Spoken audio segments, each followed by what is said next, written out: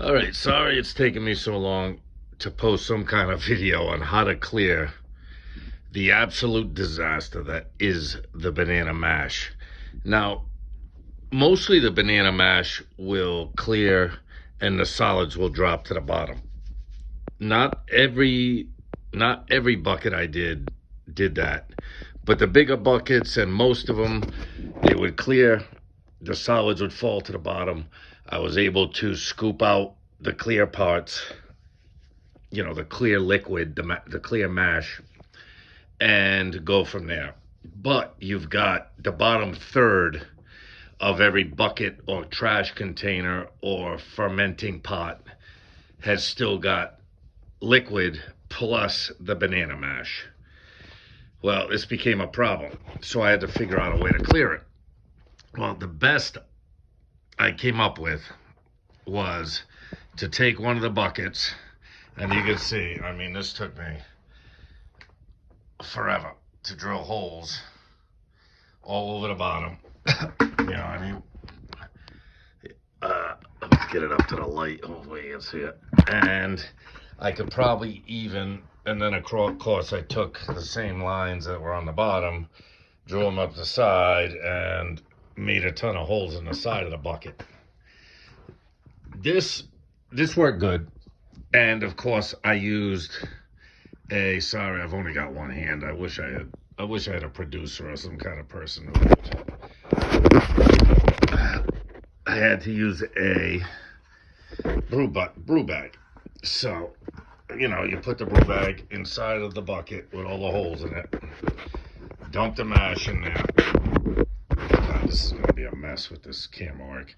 And then, of course, put it inside of another bucket, or else everything's going to blow out the holes. But the biggest problem I've had so far is when you stick this bucket inside of another one its size, once it gets to the bottom and fills up, in the empty space, now it starts shooting back out the sides and everything else. So I really need to come up with a better plan for, probably putting this one inside of a much bigger bucket so that it allows all these side ports to drain. Because once you fill it up and it's under pressure, it's squirting liquid out of all these side holes. All these side holes just start pumping liquid out, you know what I mean? With pressure.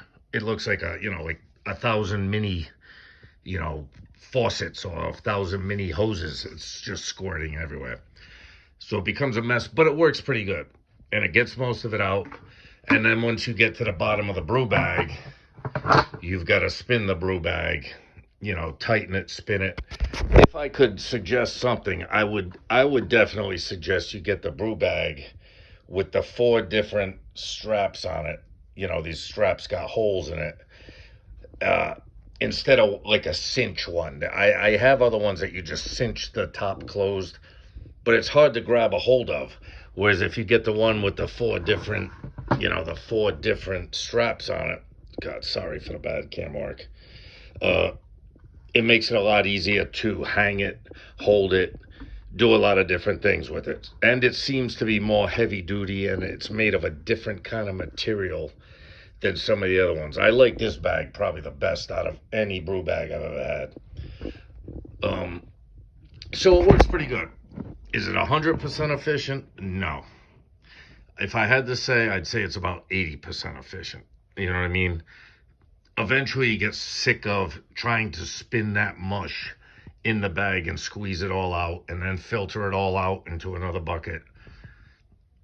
There's a point of limited return is how I put it. So I'd say this is a good system if you get a bigger bucket to put the smaller bucket in. I wish I had more extra 8-gallon buckets to put this 5-gallon bucket in while I'm trying to drain it. But the 8-gallon buckets are just super expensive at this point. I think the last time I looked, they were like $30 a piece. And then you have to buy the lid. So you could be talking $40 for a bucket, whereas I get these old pickle buckets for free. You know what I mean? So this is probably the best system I found to strain the banana mash, the leftover banana mash. Like I said, most of it drops out. You know what I mean? By the time I'm done, you probably got this much clear liquid, and then from here down is just all the remnants. That still has some good mash in it, but you've got to figure out a way to filter it if you want to keep it. You could just throw it out. And, I guess the saddest part about all of this is I'm probably never going to have to do any of this again. The only reason I did the banana mash is because I got a free 320 pounds of bananas. What's the odds I'm going to get a ton of bananas free again like that? I wouldn't even bother making a banana mash unless I got 320 pounds of free bananas. The beer you make out of it, or the mash you make out of it, yeah, it smells like bananas. It smells like sour bananas. It's good. Once you distill it, it does not smell like bananas. It does not taste like bananas. It's nothing. It's just alcohol, kind of a flavorless, smellless alcohol, just like any other normal mash.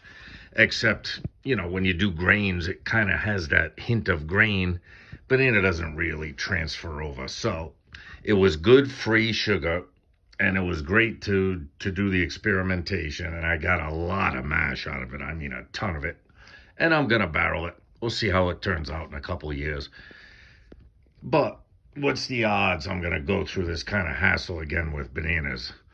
There's no way you're going to buy 320 pounds of bananas. That would be ridiculous. You could buy so much grains for that price, or any other fruit that, doing a banana mash is, again, of this size and magnitude is not going to be practical. It was free.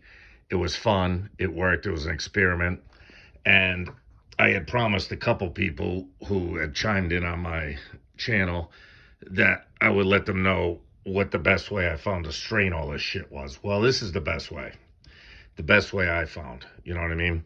Once it all strains out and strains through, you take the bag, you spin the bag, you hold the top of it or whatever, you spin it until you squeeze all of it out. And then when you get sick of waiting for that last little bit of juice, you just throw the rest out. You know what I mean? There's a point of diminishing returns. Why bother anymore? You're not getting that much more mash back out of it. And eventually, even a good bag like this, that banana mash is just so mushy that nothing, it's just filling up every pore of this, this mesh or whatever you call it.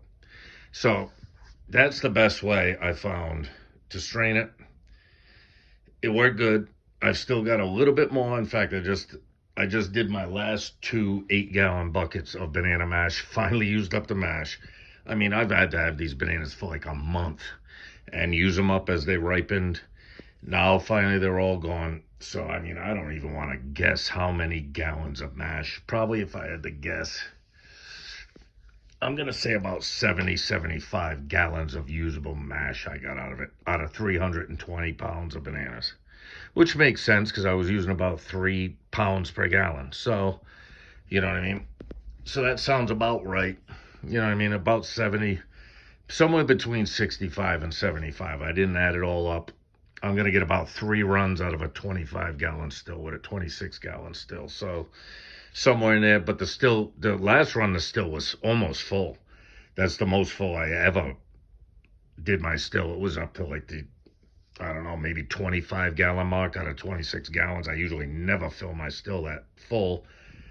But I had so much mash, I just had to run it. I just did a strip and run, got it done. So, have I had fun with the banana mash? Yes. Has it been a steep learning curve? Yes. Would I do it again?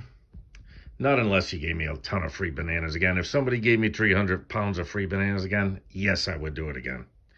Would I buy 300 pounds of bananas and make banana mash? Absolutely fucking not. That would not happen. I would just as soon do a grain mash. I think it tastes better, it smells better, and it's a lot less hassle. You know what I mean? My life has been like the Amityville Horror. I've had so much fucking fruit flies in my life for the past month that I'm just going to be happy to have done this and to be rid of it. You know what I mean? This is the end of the banana mash journey. I might do something about once I strip it all and I double it.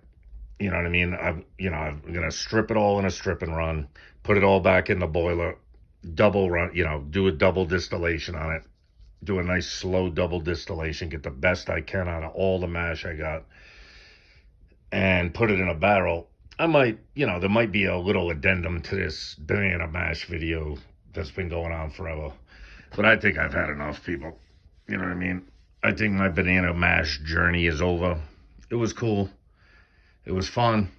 It was real, but it wasn't real fun. That's where it is. That's what it is. Y'all be good.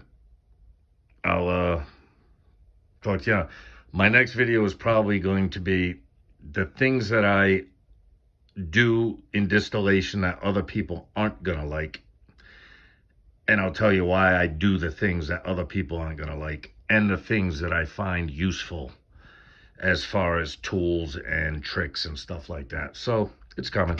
All right, later, y'all.